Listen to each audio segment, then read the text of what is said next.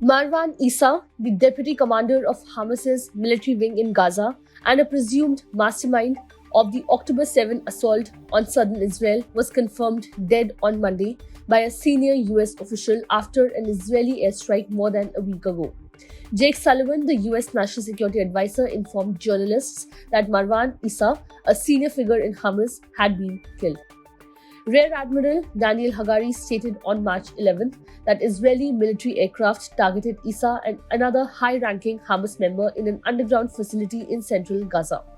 Following his demise, Issa, previously one of Israel's most wanted individuals, became the highest-ranking Hamas leader to be eliminated in Gaza since the conflict's onset. Israeli authorities hailed the strike as a significant advancement in their efforts to dismantle Hamas leadership in the region. But experts cautioned that his death would not have a devastating effect on Hamas's leadership structure. Israel has killed Hamas's political and military leaders in the past, only to see them quickly replaced. Mr. Issa had served since 2012 as a deputy to Mohammad Daif, the elusive leader of the Qassam Brigades, Hamas's military wing.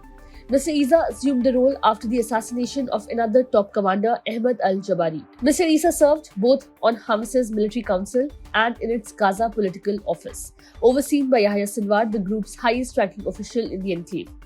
He was described by Palestinian analysts and former Israeli security officials as an important strategist who played a key role as a liaison between Hamas's military and political leaders. On Monday, US President Joe Biden and Israeli Prime Minister Benjamin Netanyahu engaged in a phone conversation to address the ongoing situation in Gaza. During the discussion, Biden emphasized the critical importance of ramping up the delivery of essential aid to the people in Gaza, particularly focusing on the northern region. He underscored the urgent need to ensure a substantial increase in the flow of life-saving assistance to those in need throughout Gaza. Subscribe to One India channel and never miss an update.